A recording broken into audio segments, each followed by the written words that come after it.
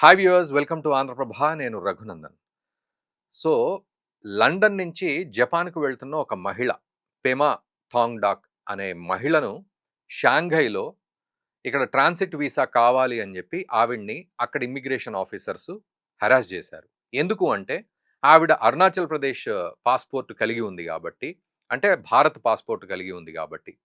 So, Arunachal ప్రదేశ్‌ని birth ప్లేస్‌గా పెట్టింది కాబట్టి. అయితే భారత్ పాస్‌పోర్ట్ ఉంది. మీరు అరుణాచల్ ప్రదేశ్‌లో పుట్టారు. కానీ అరుణాచల్ ప్రదేశ్ చైనాకి సంబంధించింది కాబట్టి చైనా పాస్‌పోర్ట్ కావాలని చెప్పి మెలికబెట్టారు అక్కడ ఆఫీసర్లు.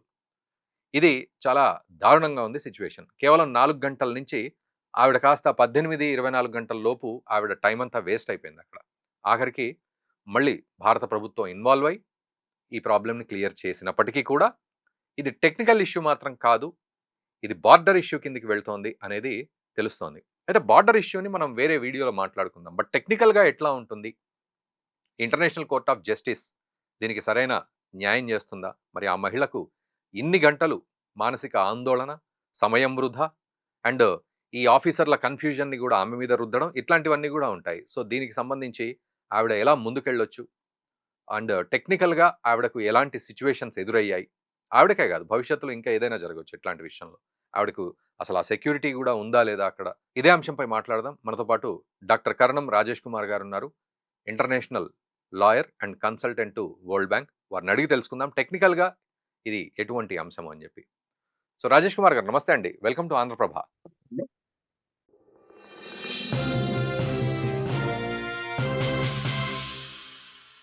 సో, ఇది టెక్నికల్‌గా ఎలాంటి ఇష్యూ? అంటే బార్డర్స్ ఇష్యూ నడుస్తోంది.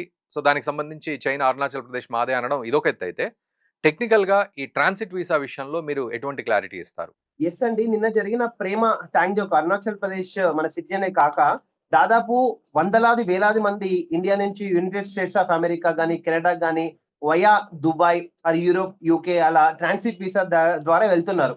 కానీ ఇక్కడేంటంటే, నిన్న జరిగిన ఈ అంశము భారత దౌత్య సంబంధాలకి గూడా అంటే ఏంటిది ఒక ప్రమాదం పెనుబొచ్చేదిగా ఉంది. కానీ నా ఉద్దేశంలో ఏంటంటే, ఇప్పుడు కాశ్మీర్ విషయంలో ఇండియా, పాకిస్తాన్‌కి ఉన్న రిలేషను ఇండియా, చైనాకి అరుణాచల్ ప్రదేశ్ స్టేట్‌లో లేదు. Arunachal Pradesh issue Indo China war 1961 అప్పుడే కంప్లీట్‌గా క్లోజ్ అయింది. హ్మ్. ఇక్కడ ఇంకొక విషయం ఏంటంటే, ఇప్పుడు ఈ అమ్మాయి already she is not an Indian citizen. She is a PIO, called as a person of Indian origin. There are 3 kind of citizens. Normal citizen, non resident of India and PIO and others. So ఇక్కడ ఏంటంటే ఆమె business visa పై UK నుంచి Japan via China వాంగ్చాక్ నుంచి వెళ్ళడానికి ప్రయత్నం చేసినప్పుడు, though she is a person of Indian origin, ఒక అరుణాచల్ ప్రదేశ్ స్టేట్ పర్సన్ కాబట్టి చైనా ఆపడానికి ప్రయత్నం చేసింది. కానీ ఇట్లా దాదాపు సపోజ్ చైనాలో అయింది కాబట్టి ఫైనల్ గా ఇండియన్ ఎంబసీ వాళ్ళు ప్రోద్బలం తోటి మళ్ళీ వాళ్ళను అదే ఐ మీన్ జపాన్ పంపించడం జరిగింది. బట్ ఇక్కడ ఏంటంటే serious issue, if this incident ఒకవేళ పాకిస్తాన్ లో హ్యాపెన్ అయితే ఏంటి పరిస్థితి? మన యొక్క సిటిజన్స్ కి అవుతే విదేశాల్లో భద్రత ఉందా లేదా కూడా చెక్ చేసుకోవాలి. ఫైనల్ గా ఇక్కడ ఇంకొకటి ఏంటంటే, ఇక్కడ మన మీడియా నుంచి కూడా అవేర్నెస్ చేయాల్సిన ప్రోగ్రామ్ ఏంటంటే, అసలు ఫస్ట్ ఆఫ్ ఆల్ దాదాపు ఇప్పుడు ఇష్యూస్ అనేటివి కూడా you know the district to state, state to nation, nation to international అనేటివి స్టార్ట్ అయినాయి. సో ఈ ట్రాన్సిట్ వీసా, పాస్పోర్ట్ ఇష్యూలో కూడా మీరు అవగాహన కల్పించాలి. ఇప్పుడు ఎవరు ఆల్రెడీ ఆమె ప్రేమ అనే పర్సన్ యూకే నుంచి జపాన్ కి ఆల్రెడీ వచ్చేటప్పుడు చైనా ఎంబసీస్ తో ట్రాన్సిట్ వీసా అవసరమా లేదని కన్ఫర్మేషన్ తీసుకుంది. Though they are, they say they confirm that no need of transit visa, but only 4 hours waiting period కి ట్రాన్సిట్ వీసా అనేది అవసరం లేదండి. ఇక్కడ ఆమెకే ప్రేమ అనే పర్సన్ కాదు, ఇక్కడ చాలా మంది యుఎస్ఏకి వెళ్తుంటారు, కెనడాకి వెళ్తుంటారు, యూకేకి వెళ్తుంటారు వయా దుబాయ్. దుబాయ్ లో హాల్టింగ్ పీరియడ్ ఈవెన్ 24 hours వరకు ఉంటుంది. 24 hours వరకు అసలు ఎలాంటి ట్రాన్సిట్ వీసా అవసరమే లేదు. Though they are Indian citizens, though they are PIOs, though they are NRIs.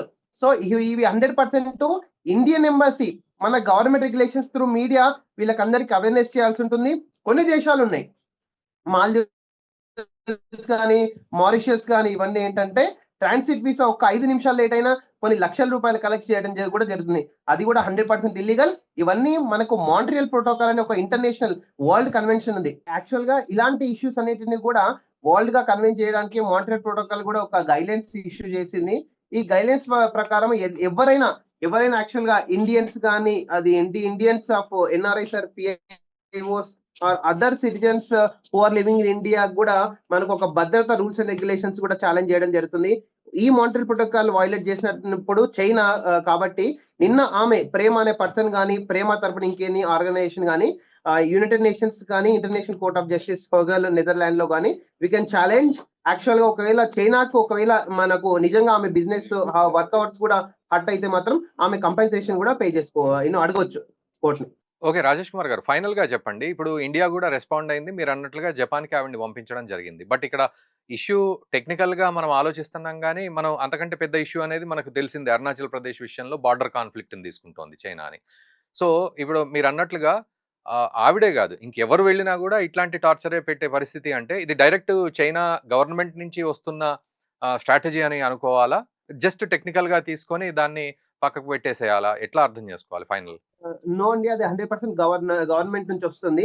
Individual అయితే కాదు. ఎందుకంటే మనం శ్రీలంక పోర్ట్ లో హంబంతోట పోర్ట్ దగ్గర చైనా ఆడిన దౌత్య సంబంధాల దగ్గర ఇండియాని ఏ విధంగా చీట్ చేసిందో మనకు తెలిపోవచ్చు.